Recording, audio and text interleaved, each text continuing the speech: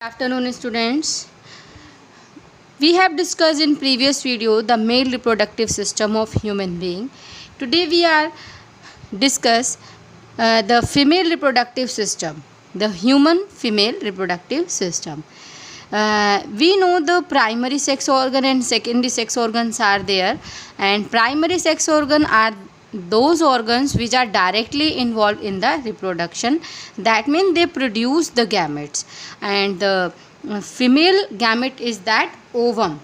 And when the use this word in plural form, then we use ova. And so primary sex organ in female reproductive system is that the ovaries in which ova are produced, and these ovaries are a pair. That means two ovaries are there in a female body. And secondary sex organ the organs those help the transfer of these gamete and help to fusion them.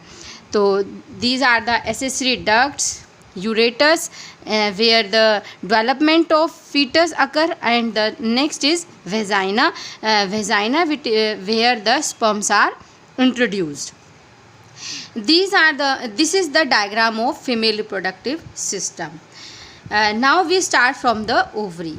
These are the one pair of ovary, and this ovary are held by these fimbrial like structure, and ligaments, basically they are ligaments in point to as the structure, and these fimbriae receive the ova from the ovary. And this is the duct which is called basically oviduct, and it has some part where this is up to this is called fallopian tube. And in the fallopian tube, the site of where what is the site of fertilization? The fallopian tube is the site of fertilization.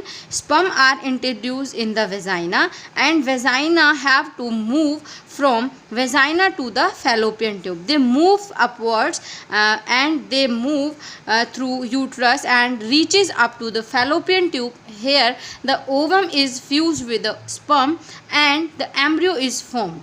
This embryo is transferred into the uterus, and here this embryo is embedded into the uterus wall, and this और यहाँ पर इसका development हो जाएगा और यहाँ पर baby पूरा तैयार होएगा. तो पूरा प्रोसेस हम लोग बाद में पढ़ेंगे.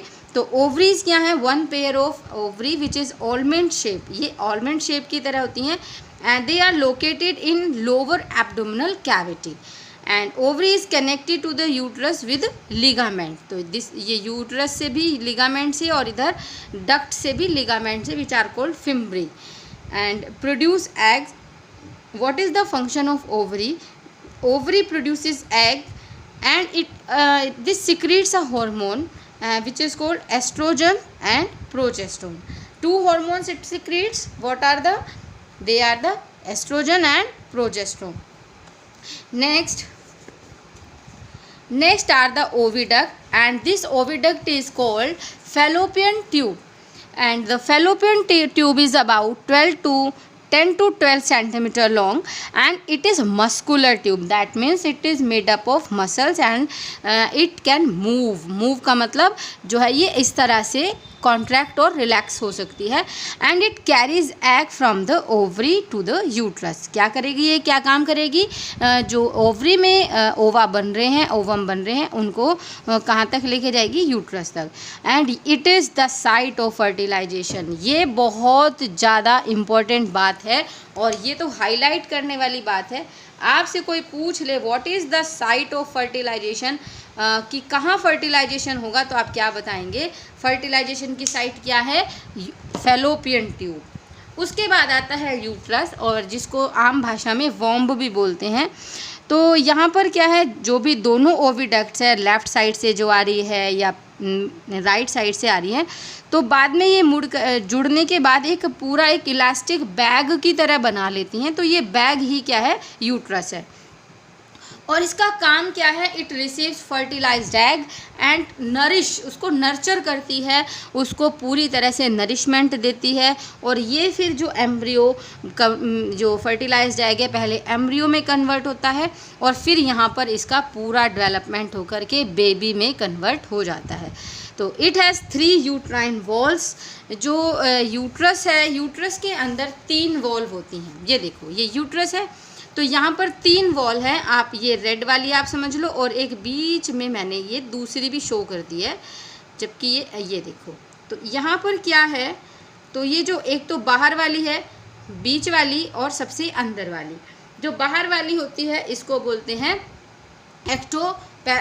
इसको बोलते हैं, जो हमारी बाहर वाली है जो पैरामीट्रियम, और तो बाहर वाली है ये पैरामीट्रियम है, बीच वाली मायोमीट्रियम और सबसे अंदर वाली इसको बोलते हैं एंडोमीट्रियम। और इस जो एंडोमीट्रियम है इसकी खास बात ये होती है कि इसमें ब्लड की सप्लाई बहुत ज़्यादा होती है। और जो मायोमीट्रियम है, ये मायो का मतलब है मसल्स, और ये बहुत ज़्यादा मसल्स से बनी हुई है। और इसका काम है जब डिलीवरी का टाइम आता है तो ये कॉन्ट्रैक्शन करती है, और जो इसके रेगुलर रिदमिक कॉन्ट्रैक्शन से बेबी को बाहर पुश आउट होने में हेल्प मिलती है। तो ये था तीनों लेयर का फंक्शन। और जो बेबी यानी कि जो एम्ब्रियो या फर्टिलाइज्ड एग जब आता है तो यूट्रस में, तो वो एंडोमीट्रियम में आकर के एम्बेडेड हो जाएगा। और एंडोमीट्रियम ब्लड वेस्कुलर इसकी बहुत अच्छी सप्लाई होती है, और यहीं से वो प्लेसेंटा के थ्रू जो है मदर से जुड़ जाएगा। और प्लेसेंटा के थ्रू, ब्लड के थ्रू क्या है, उसके अंदर न्यूट्रिएंट्स जो भी उसको ऑक्सीजन वगैरह चाहिए वो सब प्लेसेंटा के थ्रू जाते हैं। तो ये था 3 walls of uterus and 2 are stable, 2 तो बनी रहती हैं हमेशा। लेकिन जो थर्ड वन है, थर्ड वन कौन सी, जो एंडोमीट्रियम है, वो हर मंथ रैप्चर हो जाती है। और जो इसके बाद में भी मेंस्ट्रुअल साइकिल बताऊंगी। तो मेंस्ट्रुअल साइकिल में ये एंडोमीट्रियम जो है, ये ब्लड से सप्लाई इसकी अच्छी होती है। तो अब पूरी की पूरी लेयर विद ब्लड वेसल्स और पूरा जो है जितना भी इसमें ब्लड है तो उसके थ्रू ये बाहर निकल जाती है। तो this layer rich in vascular supply to nourish the growing embryo. और ये जो इसमें वस्कुलर सप्लाई बहुत ज़्यादा इसलिए ही है क्योंकि ब्लड ही सबको नरिशमेंट देता है, तो ब्लड में ही सारे न्यूट्रिएंट्स होते हैं। तो यहाँ पर ब्लड सप्लाई इसलिए ज़्यादा है ताकि जो ग्रोइंग एम्ब्रियो है उसको क्या मिले, पूरा नरिशमेंट मिले। और वेजाइना क्या है, वेजाइना तो एक मस्कुलर ट्यूब की तरह है और ये 7 से 10 सेंटीमीटर लॉन्ग होती है। और it receives male penis during the copulation and along with cervix and it is called vagina. यहाँ पर देखो ये जो है वेजाइना है, और वेजाइना से ये जो थोड़ा पार्ट है यहाँ से लेके यहाँ तक का, इसको सर्विक्स बोलते हैं। बिल्कुल ये समझ लो आप, द टिप जो है ना, एंड जो है वेजाइना का, उसको सर्विक्स बोलते हैं। तो इसको बर्थ कैनल कब बोलते हैं, जब बेबी का जब बर्थ हो रहा होता है तो यही बर्थ कैनल की तरह यूज़ होती है। Cervix plus vagina is called birth canal. और ये कई बार एग्जाम में 1 नंबर में पूछ लिया जाता है। तो ये था आज फीमेल रिप्रोडक्टिव सिस्टम। इसके बाद ही साथ साथ मैं आपको मेंस्ट्रुअल साइकिल भी बता ही देती हूँ। तो मेंस्ट्रुअल साइकिल क्या है कि at the time of puberty, जब प्यूबर्टी का टाइम आता है तो उस वन ऑफ द 2 ओवरीज यानी कि 2 ओवरी में से कोई एक ओवरी में से क्या होगा, ओवम यानी कि एग सेल वो रिलीज़ होगा। ओवरी से ओवम रिलीज़ होकर के कहाँ आ जाएगा, फैलोपियन ट्यूब में होगा, आ जाएगा। उसके बाद क्या होगा, at the time of birth female child has 1000 of immature eggs. जो यहाँ पर थोड़ा सा ध्यान देने वाली बात ये है, जो मेल होते हैं, मेल में जो स्पर्म बनते हैं बच्चों, वो बनते हैं प्यूबर्टी के टाइम। जब प्यूबर्टी शुरू होती है ना, तो तभी मेल में स्पर्म बनने शुरू हो जाते हैं। लेकिन जो फीमेल होती है उनमें जो गैमेट हैं उनमें बड़ा अजीब बात है, उनमें जब वो खुद फीटस थी ना, यानी कि जब वो खुद बेबी थी, बेबी भी नहीं पूरी तरह से बनी थी, तभी उनके अंदर गैमेट बनने की फॉर्मेशन शुरू हो गई थी। और उसी वक्त इनके पास जब ये जन्म लेती हैं ना, जब जो फीमेल बर्थ करेगी तो उसी वक्त उसके पास हज़ारों यानी थाउजेंड्स ऑफ इमेच्योर एग्स होते हैं। और फिर आप कहोगे तो प्यूबर्टी पे क्या होता है, प्यूबर्टी पे क्या होता है, उन हज़ारों प्यूबर्टी तक जाते जाते हज़ारों में से तो एसिड डिजनरेट हो जाते हैं, और प्यूबर्टी के टाइम आने पर जो बचते हैं उनमें क्या होता है, 1 बाय 1 हर महीने एक एग जो होगा वो मैच्योर होगा, मैच्योर होकर के ओवम बनेगा, और ओवम बन करके फिर वो रिलीज़ होगा। ठीक है, तो ये होता है। और रिलीज़ होने के बाद उसके बाद उसका क्या होगा, मेंस्ट्रुअल साइकिल में क्या होगा, ये मैंने एक फ्लो चार्ट में बनाया हुआ है। और ये इतना इम्पोर्टेंट टॉपिक है, इतना इम्पोर्टेंट टॉपिक है, अगर किसी बच्चे को इसका कॉन्सेप्ट क्लियर नहीं हुआ तो वो 100% 2 नंबर का या 3 नंबर का क्वेश्चन पेपर में गलत करके आएगा, क्योंकि वो इस तरह से उलझा के क्वेश्चन को पूछते हैं। तो हमने समझना है बड़े ध्यान से। फिर मैं बता रही हूँ कि जो बेबी होता है, फीमेल जो चाइल्ड होता है, उसके पास बहुत सारे इमेच्योर एग्स होते हैं। ठीक है, तो अब प्यूबर्टी के टाइम क्या होगा, दोनों ओवरी में इमेच्योर एग्स भरे हुए हैं, तो प्यूबर्टी के टाइम क्या होती है, उसमें एक एग मैच्योर होना शुरू होगा, और मैच्योर होकर के वो फैलोपियन ट्यूब में आ जाएगा, रिलीज़ हो जाएगा वहाँ से। तो 1 egg matures and after 28 और 29 days release from ovary। हर 29 या 30 या 28 डेज बाद हर एक एग कभी किसी ओवरी से कभी किसी ओवरी से मैच्योर होकर के रिलीज़ होता चला जाता है, और इसी को ही मेंस्ट्रुअल साइकिल बोलते हैं। तो जब पहली बार ऐसा होता है, जो फर्स्ट ओवम रिलीज़ होता है, यानी स्टार्टिंग होती है मेंस्ट्रुअल साइकिल की, इसको मेनार्क बोलते हैं। कई बार 1 नंबर में क्वेश्चन पूछ लेते हैं। अब यहाँ पर पूरे ध्यान से हम लोग अब समझेंगे क्या होता है। एग का मैच्योरेशन हुआ, और मैच्योरेशन होकर के वो कहाँ पे आ गया, बोलो, ये आ गया आपका फैलोपियन ट्यूब में। और फैलोपियन ट्यूब में आने के बाद मैच्योरेशन एग में पूरा टाइम लगा उसे 13 दिन मान लो आप, ठीक है, 5 से 13 यानी कि 10-12 दिन उसको लग गए। अब क्या होगा, रिलीजिंग ऑफ मैच्योर, अभी तो ये मैच्योर हो रहा है इन ओवरी, यहाँ पर मैं आपको डाउट ना हो इन ओवरी लिख देती हूँ। अभी मैंने यहाँ पे कहाँ लिखा है, ये ओवरी में ही अभी मैच्योरेशन हो रहा है। अब ओवरी से जो रिलीज़ है एग या ओवम, ये यहाँ पर मैं फ्रॉम ओवरी लिख रही हूँ, ओवरी से ये क्या होगा, रिलीज़ हो गया। और रिलीज़ होने का, मैच्योर एग के रिलीज़ होने के प्रोसेस को ओव्यूलेशन बोलते हैं। क्या बोलते हैं इसको, ओव्यूलेशन बोलते हैं। और अगर हम अभी आपको बताऊंगी ये 14th डे का क्या मतलब है, फर्स्ट डे का क्या मतलब है, तो अभी मैं आपको बताने वाली हूँ। तो उसको क्या बोलते हैं, ओव्यूलेशन बोलते हैं। और क्योंकि देखो ये एक साइकिल है, अब हर महीने जो है साइकिल घूमती है 28 डेज बाद फिर, तो अब हम कहाँ से शुरू करेंगे इसको, तो यहाँ पे मैंने कहाँ से इसको शुरू किया है, मैंने शुरू किया है ओवरी से। क्योंकि अगर आप पहले महीने से लेके चलते हैं, पहले दिन से, तो 1 से लेके 5 दिन का जो होता है वो रिलीजिंग होता है ओवम का, बॉडी से बाहर निकल जाता है। तो इसीलिए मैंने 5th से लेके 13 डेज़ लिया है। तो 5th से लेके 13 डेज़ तक जो एग है, वो नया एग, पिछला तो चला गया, बॉडी से निकल गया, जो नया एग है वो मैच्योर हो रहा है ओवरी में, और वो एग 14वें दिन, ठीक है, 14th डे पे निकल जाएगा बाहर, सॉरी बाहर नहीं, ओवरी से बाहर आ जाएगा। अब क्या होगा, ये जो ओव्यूलेशन हुआ और ये जो एग है अब कहाँ पहुँच गया है, ये पहुँच गया है फैलोपियन ट्यूब में।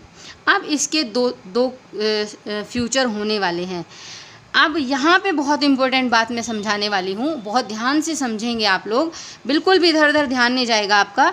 तो preparation of uterus for pregnancy, इतने टाइम तक यानी कि 5th से लेके 14th डे तक क्या काम चालू हो रहा है, प्रिपरेशन ऑफ यूट्रस। यूट्रस अपने आप को प्रिपेयर करता है, और प्रिपेयर में क्या करेगा, एंडोमेट्रियम जो है पूरी तरह से कई वॉल थिक हो जाएगी, क्योंकि अगर फर्टिलाइजेशन हो जाता है तो फर्टिलाइजेशन के बाद उसको एम्ब्रियो को रिसीव करना है और वहाँ पर उसको नरिशमेंट देनी है। तो इसीलिए यहाँ पर यूट्रस जो है पूरी तरह से तैयार हो जाएगा। अब दो कंडीशन होने वाली है। पहला, व्हेन फर्टिलाइजेशन अकर, अगर फर्टिलाइजेशन होता है तो क्या भविष्य होगा, और अगर फर्टिलाइजेशन नहीं होगा तो आगे क्या होगा। तो मैं पहले ले रही हूँ व्हेन द फर्टिलाइजेशन अकर्स, बहुत ध्यान से समझेंगे। अगर फर्टिलाइजेशन हो जाएगा तो जो ओवम निकला है फैलोपियन ट्यूब में है, तो उसका एनकाउंटर हो गया स्पर्म के थ्रू। कहने का मतलब है हमने थोड़ा सा अफेक्टिव वो यूज़ किए हुए हैं वर्ड्स। कहने का मतलब है एग और स्पर्म का फ्यूज़न हो जाता है। तो क्या होता है, यहाँ से अब वो एम्ब्रियो बन गया और मैंने आपको बताया अभी एम्ब्रियो कहाँ जाएगा, यूट्रस में, और यूट्रस में वहाँ पर जाकर एंडोमेट्रियम में धंस जाएगा। तो यहाँ से एकदम प्रेगनेंसी स्टार्ट हो जाएगी और जैसे ही प्रेगनेंसी स्टार्ट होगी मेंस्ट्रुअल साइकिल रुक जाएगी। यानी कि जो फर्दर जो एग का मैच्योर होना, रिलीज़ होना और फिर उनका वापस फैलोपियन ट्यूब में आना, यूट्रस में आना, सब बंद हो जाएगा। ये यहीं के यहीं स्टॉप हो जाएगी और बेबी का पूरा डेवलपमेंट होगा और डेवलपमेंट के बाद फिर बेबी बाहर आ जाएगा। ये देखिए, इसके बाद क्या होगा, डेवलपमेंट होगा एम्ब्रियो का और 9th मंथ लगेंगे। 9 मंथ के बाद जो यूट्रस है उसमें कॉन्ट्रैक्शन होगी। मैंने आपको बताया कि जो मायोमीट्रियम है उसके अंदर बहुत ज़बरदस्त कॉन्ट्रैक्शन होते हैं, डिलीवरी होती है जिससे बर्थ हो जाता है चाइल्ड का और मेंस्ट्रुअल साइकिल रुकी रहती है। अब अगर फर्टिलाइजेशन नहीं होता तो क्या होगा, अगर फर्टिलाइजेशन नहीं होता तो क्योंकि अब यूट्रस की जो वॉल है जो प्रिपेयर हुई है उसका कोई फंक्शन ही नहीं है, क्योंकि फर्टिलाइजेशन तो हुआ नहीं, तो वो रप्चर हो जाती है। ये यूट्राइन वॉल याद रखेंगे कौन सी है, एंडोमेट्रियम। और ये जब वॉल निकलती है, रप्चर होती है, तो ये बॉडी से बाहर शेड ऑफ हो जाती है। इसके साथ साथ जो एग रिलीज़ हुआ था मैच्योर होकर के वो भी बाहर निकल जाता है बॉडी से और यूट्राइन वॉल भी बाहर निकल जाती है वेजाइना के थ्रू, जिसको हम मेंस्ट्रुएशन पीरियड बोलते हैं बच्चों। तो ये अब फिर ये चला जाएगा, तो ये होगी 1 से लेके 5 दिन की। अब यहाँ पर वेजाइना के थ्रू जब रिलीजिंग हो रहा है ना एग का, तो ये कितने दिन तक रहेगी, ये सब में वैरी करता है, किसी में 1 से लेके 5 डेज़ 7 डेज़ इस तरह से। तो ये इसलिए यहाँ पर मैंने 5th डे से शुरू किया था, ये साइकिल फिर दोबारा शुरू हो गई। तो यहाँ पर क्या हुआ, 5th डे तक तो पिछले वाला जो ओवम था, एग था, वो रिलीज़ हो गया। 5th डे के बाद फिर नया साइकिल शुरू हो जाएगी। फिर 13 दिन तक नया एग मैच्योर होगा, रिलीज़ होगा, ओव्यूलेशन होगा, फिर यूट्रस प्रिपेयर होगा, फर्टिलाइजेशन होगा तो ये हो जाएगा, फर्टिलाइजेशन नहीं होगा तो मेंस्ट्रुअल साइकिल चलती रहेगी। और ये साइकिल हर 28वें दिन 29वें दिन बाद रिपीट होती रहती है। तो इसको मेंस्ट्रुअल साइकिल बोलते हैं बच्चों। और ये जो साइकिल है, अच्छा एक खास बात और मैं आपको आज बताऊंगी, जो मेल होते हैं, मेल में जो स्पर्म है वो थ्रू आउट लाइफ बनते हैं। जब तक मेल की बॉडी है उसमें स्पर्म बनते रहेंगे। लेकिन जो फीमेल है, अभी आपने थोड़ी देर पहले मैंने आपको बताया था कि एक डेफिनेट नंबर, एक फिक्स नंबर फीमेल की बॉडी में एग्स का होता है। तो ये एग्स हर महीने तो ये रिलीज़ हो रहा है, तो इसकी वजह से क्या होता है कि ये एक अराउंड 50 ईयर्स या 45 ईयर्स के अराउंड क्या होता है, ये सारे एग्स ख़त्म हो जाते हैं और कुछ बीच में ऐसे डिजनरेट हो जाते हैं, तो जिसकी वजह से मेंस्ट्रुअल साइकिल स्टॉप हो जाती है। और ये 50 के अराउंड ही होता है, इसको मेनोपॉज बोलते हैं। और इसके बाद फर्टिलाइजेशन में क्या होता है, कॉपुलेशन होता है, मीटिंग होती है मेल और फीमेल की, जिससे स्पर्म वेजाइना के अंदर इंट्रोड्यूस होते हैं, स्पर्म फैलोपियन ट्यूब में पहुंचते हैं, फ्यूज़न होता है स्पर्म और एग सेल का, और जिसकी वजह से ये फर्टिलाइजेशन हो गया। और ये फर्टिलाइजेशन कैसा है, इंटरनल फर्टिलाइजेशन है, क्योंकि इसमें जो फर्टिलाइजेशन है बॉडी के अंदर हो रहा है फीमेल की। और फिर मैं आपको बता दूं जो फ्यूज़न है वो कहाँ हो रहा है, फैलोपियन ट्यूब में। तो इसके बाद हम लोग पढ़ेंगे किस तरह से डेवलपमेंट होगा एम्ब्रियो का, और किस तरह से कुछ रिप्रोडक्टिव हेल्थ के बारे में, प्लेसेंटा के बारे में। बस एक वीडियो और होएगी, फिर ये चैप्टर ख़त्म हो जाएगा। तो आपने बहुत अच्छे से ध्यान से समझना है। अगर आपको कोई बात समझ में नहीं आती तो आप मैसेज के थ्रू मुझसे पूछ सकते हैं। Thank you and have a nice day.